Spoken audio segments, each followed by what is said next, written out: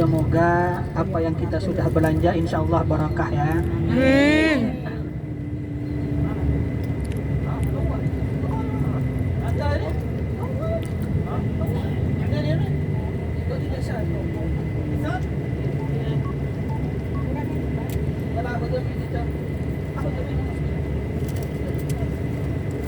Barang-barang mana doang kan air DC. Iya ya. Aduh. Bapak Ibu sekalian, diyufullah diyufur rahman, Rasulullah Shallallahu Alaihi Wasallam di kota Madinah ini memohon kepada Allah Subhanahu Wa Taala, yang mana Rasulullah memohon supaya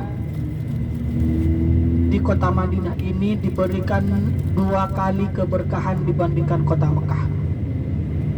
Itulah Rasulullah, makanya tiada lain apa-apa yang kita sudah belanja di sini yaitu mendapatkan keberkahan. Namun Allah Subhanahu Wa Taala juga mengabulkan doa Nabi Ibrahim, toh walaupun di kota Mekah tidak ada kebun-kebun, karena kebun korma ini hanya ada di Madinah. Ya, kebun korma hanya ada di Madinah, di Mekah tidak ada kebun-kebun. Namun Allah Subhanahu Wa Taala mengabulkan doa Nabi Ibrahim, yaitu meskipun di kota Mekah tidak ada kebun, namun jangan sampai penduduk Mekah ini yaitu kekurangan dari buah-buahan dan juga makanan. Makanya meskipun tidak ada kebun korma di Mekah, alhamdulillah penduduknya tidak kekurangan. Jadi apa yang ada di tanah air kita di Mekah juga ada.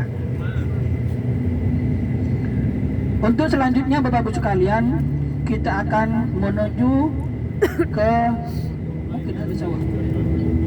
Kita akan menuju ke Bukit Uhud.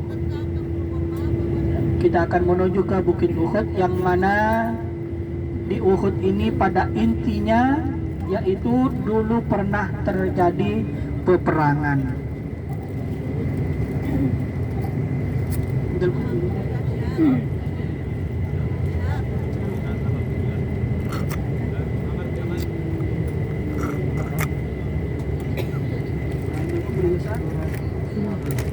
Al-Madinah Al-Munawwarah Hospital. Jadi Bapak Ibu sekalian, setelah terjadi peperangan Badar, maka terjadilah peperangan Uhud, yang mana dalam peperangan Badar ini kaum muslimin mengalami kekalahan. Oleh sebab itu, dalam peperangan Badar kaum muslimin menang. Jadi kaum musyrikin pada kalah. Akhirnya Abu Sufyan ini memberikan usulan kepada pada teman-temannya di situ ingin mengadakan peperangan lagi. Maka jumlah pasukan dalam peperangan Uhud ini yaitu kaum musyrikin Mekah berjumlah 3.000 orang. Setelah itu, setelah penduduk Madinah, Rasulullah dan juga para sahabatnya mendengar bahwasanya orang musyrikin Mekah ingin mengadakan peperangan lagi, maka Rasulullah mengumpulkan para sahabatnya di kota Madinah ini. Setelah Rasulullah mengumpulkan para sahabatnya, yaitu terdapat 1.000, namun 700 dari sahabat Rasulullah sendiri, 300 ini yaitu bukannya sahabat Rasulullah, mereka kaum musyrikin yang ada di Madinah ini.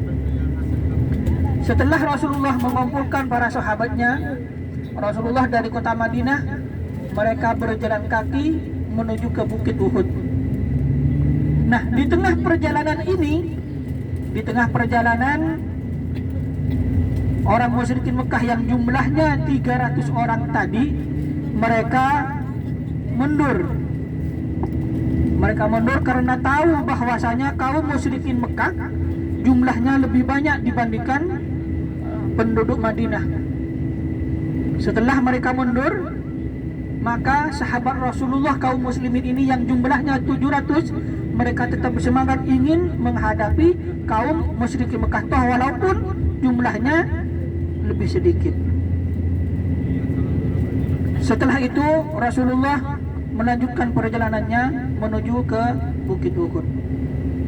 Setelah Rasulullah sampai ke Bukit Uhud, maka Rasulullah mengatur strategi, yaitu memerintahkan 50 pasukan pemanah. Oleh Allah diperintahkan untuk naik ke atas bukit, yang nama bukit itu adalah Bukit Ar-Rummat, pasukan pemanah. Jadi arti dari rummat itu adalah pemanah. Oleh Rasulullah diperintahkan untuk naik ke atas sana sebagai benteng pertahanan dalam peperangan ini. Setelah itu, Rasulullah sebelum sahabat ini naik ke atas, Rasulullah memerintahkan, wahai sahabatku, kamu ini adalah benteng pertahanan dalam peperangan. Maka apapun yang terjadi nanti, menang ataupun kalah, kau jangan turun dari bukit ini, kata Rasulullah.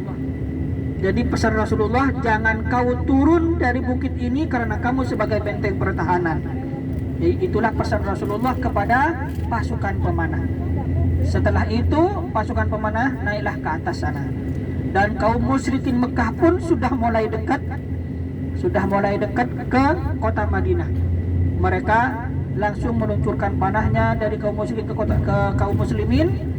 Setelah menunjukkan panahnya, ada sebagian yang meninggal. Begitupun kaum muslimin meluncurkan panahnya kepada kaum musyrikin Mekah.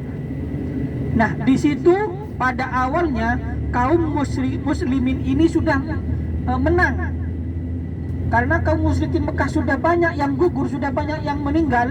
Mereka meninggalkan barang bawaannya seperti pedang, ontanya, ya, panahnya, semua ditinggal oleh kaum musyrik karena melihat teman-temannya sudah banyak yang meninggal.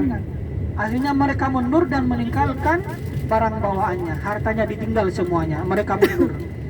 Nah, setelah mundur, akhirnya kaum muslimin yang tadinya sebagai benteng pertahanan di atas bukit sana terpicu untuk mengambil harta yang ditinggal oleh kaum musyrikin Mekah tadi.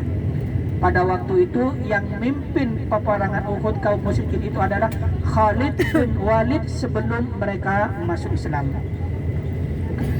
Nah, setelah orang muslimin tadi turun dari bukit, lagi enak-enak mengambil harta yang ditinggal oleh kaum musyrikin Mekah tadi, karena orang muslimin tadi sudah melihat hartanya yang ditinggal itu sudah banyak, mereka turun.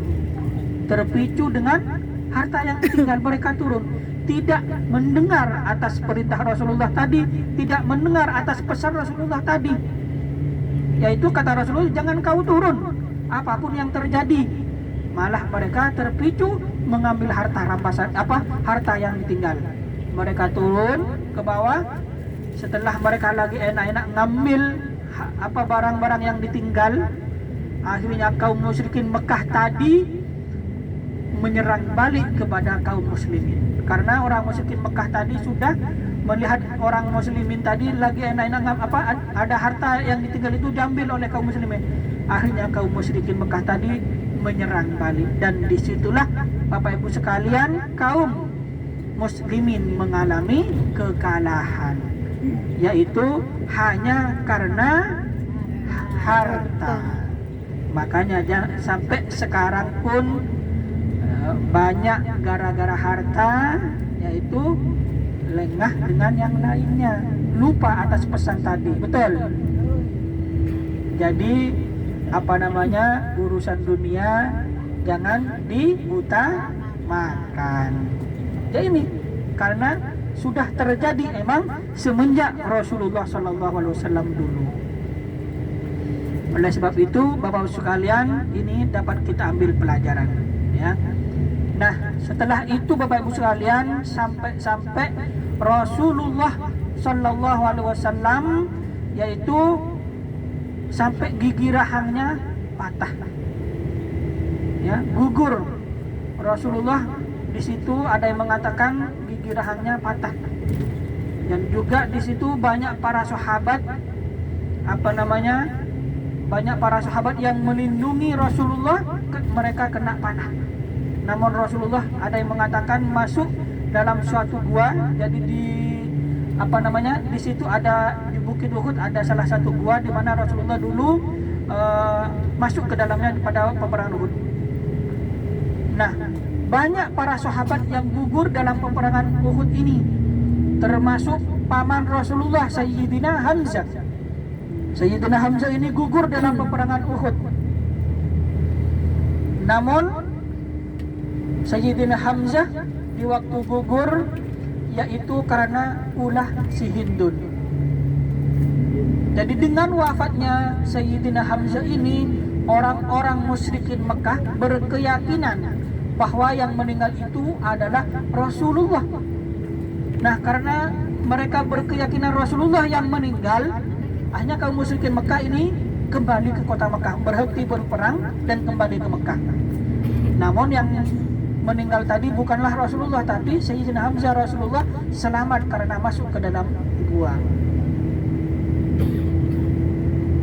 Jadi Bapak Ibu sekalian, kaum musyrikin itu sudah balik ke kota Mekah, maka peperangan pun sudah berakhir. Namun Sayyidina Hamzah ini meninggal dalam peperangan Uhud. Dan juga ada Mus'ab bin Umair. Ya, Mus'ab bin Umair ini adalah sahabat Rasulullah yang mengibarkan bendera Islam pada peperangan Uhud. Nah, dengan Mus'ab bin Umair ini, meninggalnya Mus'ab bin Umair ini sangatlah sadis, sampai berlumuran darah. Jadi waktu peperangan Uhud, Mus'ab bin Umair ini mengibarkan bendera menggunakan tangan kanan. Setelah menggunakan tangan kanannya, tangan kanan ini dipotong, ditebas. Namun Mus'ab bin Umair ini masih semangat untuk mengibarkan bendera Islam pakai tangan kirinya. Akhirnya tangan kirinya pun ditebas. Karena bendera Islam masih ada di situ, maka Mus'ab bin Umair ini dibunuh dengan sadis, berlumuran darah dan juga tanah. Dan disitulah Bapak Ibu sekalian, kaum muslimin mengalami kekalahan. Begitupun juga yaitu Sayyidina Hamzah. Dengan meninggalnya Sayyidina Hamzah dalam peperangan Uhud ini, yaitu ulahnya si Hindun. Maaf, kami potong dulu. Dapat kita lihat di depan kita ada bukit yang hitam kemerah-merahan ini. Jadi ingat, Uhud ini berasal dari kata bahasa Arab yaitu ahadun, yang berarti satu.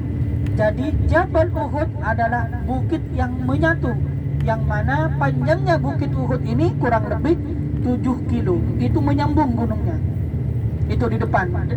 Dari ujung sebelah kanan sampai ujung sebelah kiri, itulah bukit Uhudnya. Jabal Uhud jabalun min jibalil jannah. Barang siapa yang melihat bukit Uhud sekarang, insya Allah nanti di surga kita akan melihatnya lagi. Amin. Di depan kita ada bukit Uhud. Dan ada yang mengatakan bahwasanya bukit Uhud ini yaitu mengandung emas. Makanya di bukit Uhud ini, sepanjang bukit Uhud ketika malam hari itu dipenuhi dengan lampu-lampu. Malah di situ banyak orang penduduk Madinah ini ketika malam hari mereka berwisata di situ untuk melihat pemandangan di bukit Uhud ini. Nah, Bapak Ibu sekalian, berkenaan dengan meninggalnya Sayyidina Hamzah ini, yaitu dengan ulah si Hindun. Ada namanya Hindun? Gak ada ya? Halo? Sudah tidur di belakang kayaknya. Sudah tidur belum? Salam Baitullah. Allahu Akbar. Ini keenakan tidur, apa keenakan mendengar nih? Mendengar Nanti Ahmad radio, apa jadi radio rusak di depan. Di depan ngomong, di belakang enak tidur. Tidak lagi mendengar. Bu Rahmi tidur. Yang tidur berarti karena mendengar jadi dapat kenikmatan. Khusyuk ya. Usuk sampai ingat. Di sebentar lagi di depan kita akan melihat ya. Jadi di Uhud ini ada 2 bukit. Yang pertama ada Bukit Ar-Rummat. Bukit Ar-Rummat tempat pemanah yang 50 pasukan tadi. Nah, Bukit Uhudnya itu ini yang gede di depan nih, yang panjangnya kurang lebih 7 kilo, itulah Bukit Uhudnya. Nanti setelah kita sampai ke sana, kita akan turun, kita akan berziarah kepada syuhada Uhud. Jadi di sana para syuhada Uhud yang gugur dalam peperangan Uhud itu dikumpulkan di situ. Pada awalnya setelah beberapa tahun setelah dari peperangan Uhud ini, maka di kota Madinah terjadilah hujan yang sangat yang sangat gede, yaitu banjir, dan para syuhada Uhud yang gugur pada waktu itu langsung mengambang jasadnya keluar. Subhanallah, rambutnya masih utuh, begitupun darahnya masih segar. Nah, setelah pada mengambang semuanya, pada keluar semuanya, akhirnya dijadikan satu tempat yang mana nanti kita akan ziarah ke situ kepada makbarah para syuhada Uhud. Jadi di situ terdapat Sayyidina Hamzah, Mus'ab bin Umair juga gugur dalam peperangan Uhud. Ini di depan kita, di sebelah kiri di depan itu banyak orang yang naik ke atas, itulah Bukit Ar-Rummat ya. Kita tidak usah naik. Nah, bukitnya para pemanah. Kita tidak usah naik ke atas. Ya, kita di bawah saja, kita ziarah saja kepada para syuhada Uhud ya. Kita lihat sebelah kanan itu Bukit Uhudnya, dari ujung kanan sampai kiri itu, itulah Bukit Uhudnya. Jadi kurang lebih 7 kilo. Nah, Bapak Ibu sekalian, ayo kita siap-siap untuk turun. Sebentar lagi kita akan sampai dan kita ziarah kepada para syuhada Uhud. Setelah selesai ziarah, kita langsung balik ke bus lagi. Kita tidak usah naik ya, nggak usah naik ke bukitnya ya.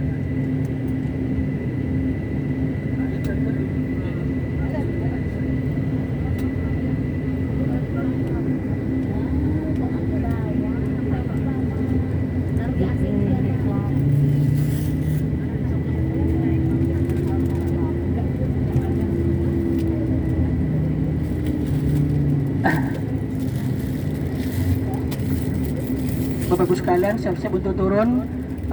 Hati-hati dengan tasnya ya, barang bawaannya nggak usah belanjanya ditinggal di bus saja. Di depan itu ada pagar, yaitu makbarah para syuhada Uhud. Kita langsung menuju ke sana. Biar aja di bus, bisnya ditutup, nanti dijaga sama sopirnya ya. Mari kita siap-siap untuk turun ya.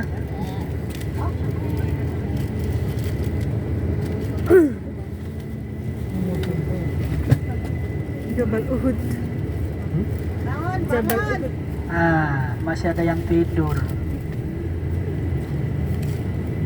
Minyak datang, minyak. Minyak Adri. Oh, boleh foto di situ tuh. Foto di situ. Pak Sopir selamat.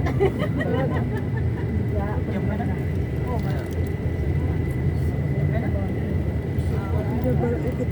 Kalau malam ini katanya mengeluarkan cahaya. Kalau malam mengeluarkan cahaya. Keluar cahaya. Karena di dalamnya itu ada kandungan emas. Tadi makanya dengerin. Makanya dengerin Apa yang? Iya, Ustaz Randy. Walaupun Astagfirullah.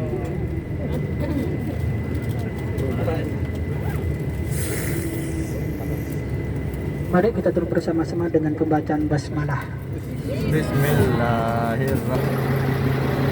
Mama itu suka video biar anak-anak itu tahu perjalanan. Masya Allah.